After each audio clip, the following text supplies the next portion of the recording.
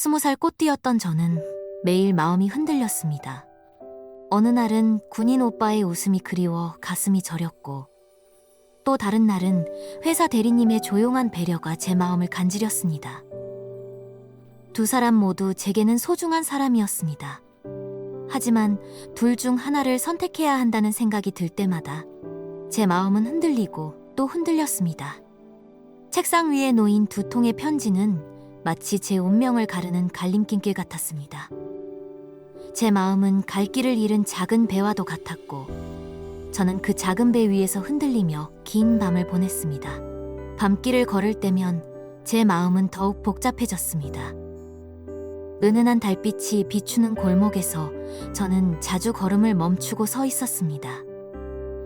선택하지 못한 두 사람 사이에서 저는 늘 방황했습니다. 누구를 더 사랑하는지도 분명히 알 수 없었고, 누구를 잃을까 두려움에 잠을 이루지 못하곤 했습니다. 골목길의 정적 속에서 달빛은 제 마음을 비추는 거울 같았습니다. 그 거울 속에 비친 저는 갈 길을 잃고 서 있는 어린 여인이었습니다. 군인 오빠를 처음 만난 날은 제 인생에서 가장 설레는 순간 중 하나였습니다. 친구의 소개로 나간 자리에 군복을 단정히 입은 그는 늠름한 모습으로 앉아 있었습니다. 키가 크고 잘생긴 얼굴에 선한 미소를 띠고 있던 그분은 저를 따뜻하게 바라보셨습니다.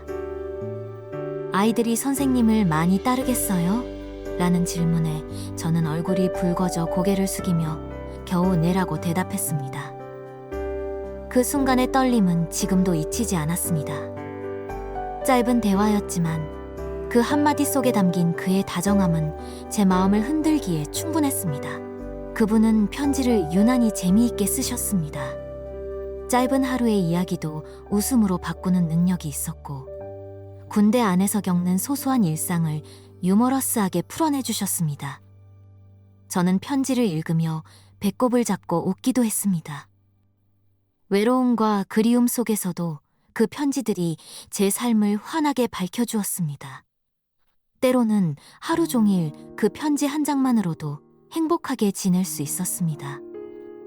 그의 글은 제게 웃음을 주는 보물이자 기다림을 견디게 해주는 힘이었습니다. 가을날 공원에서의 기억도 생생합니다. 바람에 흔들리던 코스모스를 꺾어 제 머리에 꽂아주며 그는 장난스럽게 "누가 꽃이야?" 라고 말했습니다. 그 순간 제 얼굴은 화끈거렸고 부끄러움에 고개를 푹 숙였습니다. 하지만 마음 한켠에서는 그 말이 세상에서 가장 달콤한 고백처럼 들렸습니다. 그의 웃음소리와 따뜻한 시선은 저를 세상에서 가장 특별한 여자로 만들어 주었습니다. 그때 저는 그분이 제 곁에 있는 한 어떤 어려움도 견딜 수 있을 것 같았습니다. 작은 개울 하나조차 저 혼자 건너게 하지 않으셨습니다. 오빠는 제 발이 물에 닿지 않도록 등을 내어주셨습니다. 그의 등에 엎여 건너던 순간 제 마음은 따뜻함으로 가득 찼습니다. 어린아이처럼 보호받는 기분이었고, 그 순간 저는 세상에서 가장 소중한 존재가 된 듯 했습니다. 그분의 배려와 다정함은 저를 안심시켰고, 저는 그 등에 기대며 행복했습니다. 시간이 흘러 저는 유치원 교사를 그만두고 작은 무역회사에 들어가게 되었습니다. 직원은 사장님을 포함해 5명 뿐이었고, 서로 가족처럼 지내는 작은 회사였습니다. 새로운 일을 시작하는 설렘과 두려움이 함께 찾아왔습니다. 그러나 그곳에서 저는 또 다른 인연을 만나게 되었습니다. 제 인생을 크게 흔들 또 한 사람, 이광수 대리님이셨습니다. 이광수 대리님은 과묵하고 점잖은 분이었습니다. 말수가 적어 다른 직원들과도 필요할 때만 대화를 나누셨습니다. 하지만 일을 대하는 태도만큼은 누구보다 성실했습니다. 항상 묵묵히 자기 자리를 지키는 그 모습은 이상하게도 제 눈에 오래 남았습니다. 처음에는 무뚝뚝한 분이라고 생각했지만 그 차분함 속에 진지한 무언가가 있었습니다. 어느 날 퇴근길 버스 안에서 대리님을 보게 되었습니다. 구석자리에 앉아 창밖을 바라보던 그의 모습은 여전히 무뚝뚝했습니다. 용기를 내어 말을 걸었습니다. 댁이 이 버스를 타시나 봐요? 돌아온 대답은 단 3글자. 네. 그 짧은 대답이 어쩐지 서운하게 느껴졌습니다. 속으로 정말 무뚝뚝하시네 하고 웃었던 기억이 있습니다. 며칠 뒤였습니다. 복도에서 마주친 대리님은 갑자기 얼굴이 붉어지며 조심스럽게 말을 꺼내셨습니다. 오늘 저녁 같이 하시겠어요? 순간 제 심장은 크게 뛰었습니다. 하지만 저는 얼떨결에 오늘은 약속이 있어서요 라며 거절했습니다. 사실 약속은 없었지만 갑작스러운 고백 같은 그 말에 어떻게 반응해야 할지 몰랐습니다. 그날 이후 제 마음에는 작은 파문이 일기 시작했습니다. 퇴근길 버스에서 또다시 대리님을 보게 되었습니다. 그는 무심한 듯 고개를 돌리며 말했습니다. 오늘 약속 있으시다더니 그냥 집에 가시네요? 제 마음은 순간 당황으로 흔들렸습니다. 저는 얼떨결에 집 앞에서 친구 만나거든요 라고 둘러댔습니다. 사실 아무 약속도 없었는데 거짓말이 입에서 흘러나왔습니다. 그리고는 저도 모르게 저 남자친구 있어요. 죄송합니다 라는 말을 덧붙였습니다. 그 순간 공기가 무겁게 가라앉았습니다. 그 다음 날부터 대리님은 달라지셨습니다. 그 무뚝뚝한 분이 다른 직원들과는 웃으며 대화를 나누셨습니다. 하지만 저에게만은 아무 말도 하지 않으셨습니다. 오히려 더 멀리 선을 긋는 듯 했습니다. 그 태도는 저를 더 불편하게 만들었습니다. 저는 괜히 서운해지고 마음 한켠이 답답해졌습니다. 결국 저는 참지 못하고 물었습니다. 왜 다른 분들과는 이야기하시면서 저한테는 한마디도 안 하시는 거예요? 대리님은 잠시 제 얼굴을 바라보더니 차갑게 말했습니다. 저는 남자친구 있는 분께는 이야기하지 않습니다. 그 말은 제 귀에 너무도 낯설고 충격적으로 들렸습니다. 제 마음은 복잡해지고 억울함과 혼란이 동시에 밀려왔습니다. 저도 모르게 입에서 이상한 말이 튀어나왔습니다. 그럼 한번 밥 같이 먹어드리면 말씀하시겠어요? 제 자신도 그 말이 황당하게 들렸습니다. 그런데 대리님은 주저없이 네라고 대답하셨습니다. 순간 제 마음은 이상하게 흔들렸습니다. 제가 무슨 말을 한 건지, 왜 그렇게 대답했는지 스스로도 이해할 수 없었습니다. 마이스, 마이이는 마이스. 그렇게 해서 저는 결국 대리님과 밥을 먹게 되었습니다. 단순한 식사 자리였지만 그날의 공기는 묘하게 달랐습니다. 말수가 적은 대리님이 어색하게 농담을 건네기도 했습니다.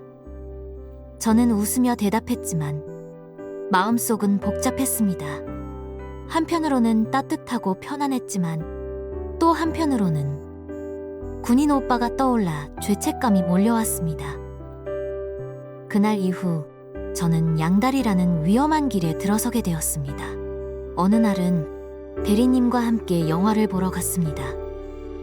평소 무뚝뚝하던 그분이 긴장한 듯 작은 농담을 하며 웃으셨습니다. 그 웃음은 제게 낯설면서도 이상하게 따뜻하게 다가왔습니다. 어두운 영화관 속에서 그의 옆에 앉아있는 제 자신이 낯설게 느껴지기도 했습니다. 하지만 동시에 그 순간만큼은 편안했습니다.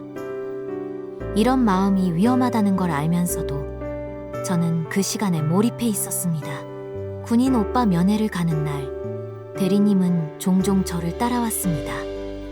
면회소 근처 만화방에서 하루 종일 기다리셨습니다. 그 모습은 때로는 안쓰럽게 느껴졌고, 때로는 제 마음을 더 혼란스럽게 만들었습니다. 두 사람 모두 저를 소중히 여겨주는 마음이 느껴졌기 때문이었습니다. 저는 그날도 오빠를 만나러 들어가면서 뒤에 서 있는 대리님의 뒷모습이 자꾸만 마음에 걸렸습니다. 군인 오빠와 마주 앉은 순간 모든 복잡한 생각은 사라졌습니다. 그는 여전히 저를 우리 아가라 불러주며 따뜻한 미소를 지으셨습니다. 그의 손을 잡는 순간 제 마음은 다시 설레었습니다. 오빠와 함께하는 그 시간은 저를 가장 행복하게 만들었습니다. 하지만 면회실을 나오면 다시 현실이 저를 기다리고 있었습니다. 행복과 혼란이 번갈아가며 제 마음을 흔들고 있었습니다. 하지만 대리님은 점점 더 제게 진지해지셨습니다. 카페에서 마주 앉았을 때 그의 눈빛에는 분명한 호감과 책임감이 담겨 있었습니다. 그는 짧게 말을 이어갔지만 그 안에는 깊은 마음이 숨어 있었습니다. 저는 그의 눈을 피하며 커피 잔을 들었습니다. 그의 마음을 알면서도 선뜻 대답할 수 없었던 저는 괴로웠습니다. 그 괴로움은 오히려 대리님의 진심을 더 크게 느끼게 했습니다. 결국 대리님은 제게 결정을 요구하셨습니다.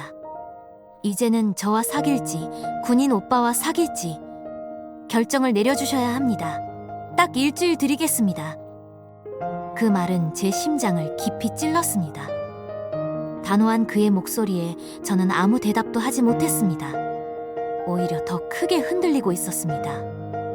그날 밤 제 마음은 깊은 수렁에 빠져드는 듯 했습니다. 그날 밤 저는 책상 앞에 앉아 두 편지를 번갈아 바라보았습니다. 군인 오빠의 따뜻한 글씨가 담긴 편지와 대리님의 깔끔한 필체가 담긴 편지. 그 둘 사이에서 제 마음은 무너져 내렸습니다. 두 사람 모두를 잃고 싶지 않았습니다. 하지만 결국 한 사람만 선택해야 한다는 사실이 저를 짓눌렀습니다. 저는 고개를 떨군 채 한참 동안 움직이지 못했습니다. 제 마음은 깊은 바다처럼 흔들리고 있었습니다. 다음 날 회사에서 본 대리님의 얼굴은 피곤해 보였습니다. 말은 적었지만 그의 눈빛에서는 절박함이 묻어났습니다. 그는 기다리고 있었습니다. 하지만 그 기다림은 저를 더 압박했습니다. 그의 성실한 모습은 저를 더 혼란스럽게 만들었습니다. 제가 그 마음을 무시할 수 없다는 걸 알고 있었기 때문이었습니다. 군인 오빠를 만나면 모든 것이 단순해졌습니다. 오빠의 손길은 여전히 따뜻했습니다. 그의 눈빛에는 믿음과 사랑이 가득했습니다. 저는 그 앞에서 늘 편안했습니다.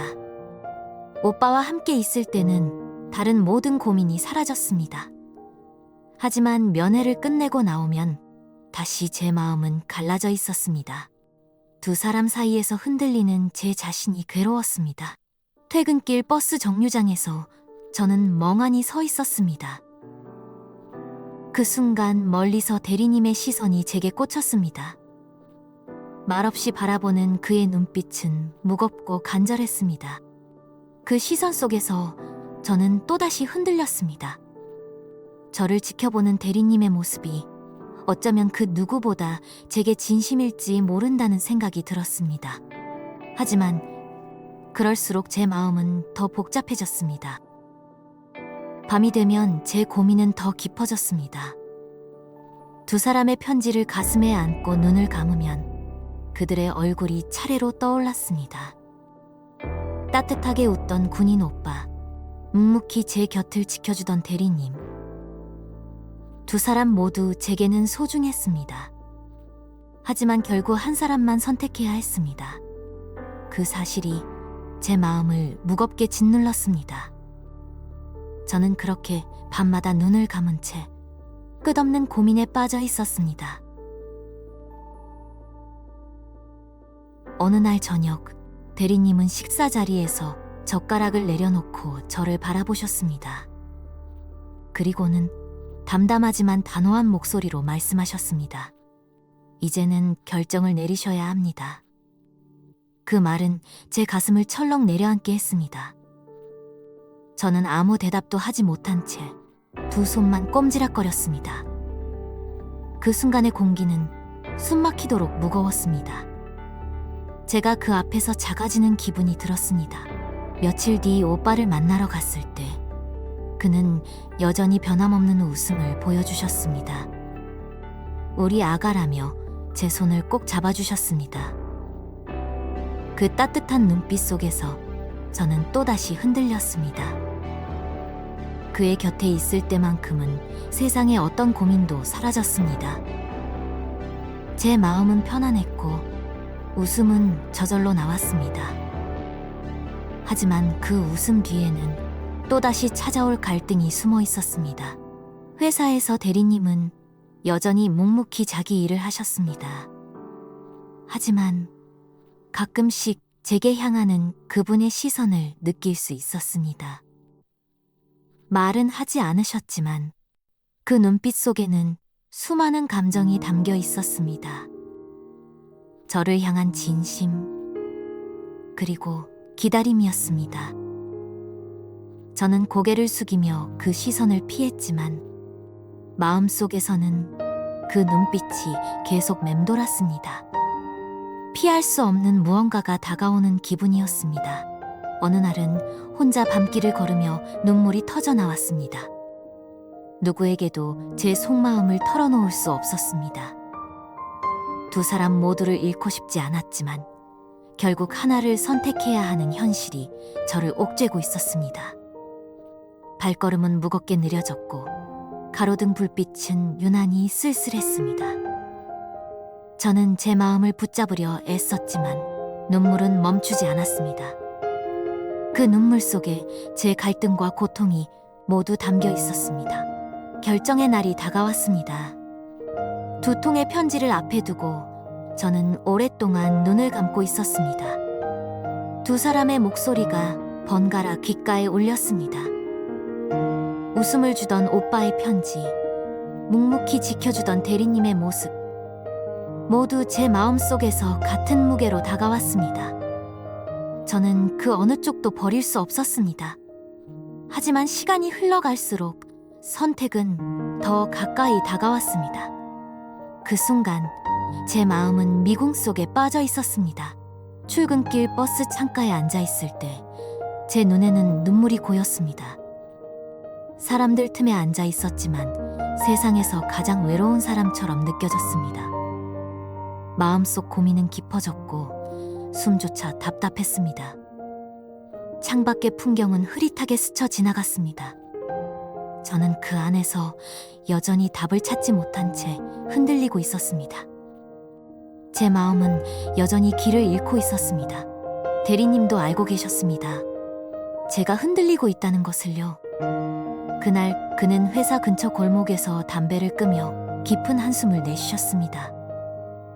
그의 모습은 결심한 사람처럼 보였습니다.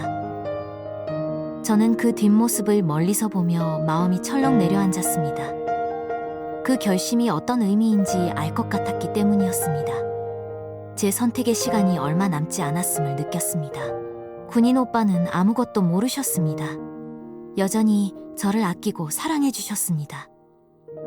면회실에서 그의 손을 잡으면 마음이 따뜻해졌습니다.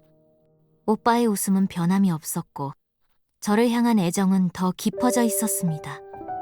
그 모습이 오히려 제 마음을 더 아프게 했습니다. 진실을 모르는 그의 미소가 제 가슴을 무겁게 짓눌렀습니다. 결정의 순간이 다가왔습니다. 창가에 앉아 두 편지를 손에 쥔 채 저는 창밖을 바라보았습니다. 저녁 햇살이 붉게 번지던 그 시간, 제 마음은 갈피를 잡지 못했습니다. 두 사람 모두에게 미안했고 두 사람 모두를 잃고 싶지 않았습니다. 하지만 결국 답을 내려야 했습니다. 그 순간만큼은 시간이 멈춘 듯 고요했습니다. 긴 영상 봐주셔서 감사합니다. 구독과 좋아요는 사랑입니다. 다음엔 더 좋은 영상으로 찾아뵙겠습니다. 노을빛 라디오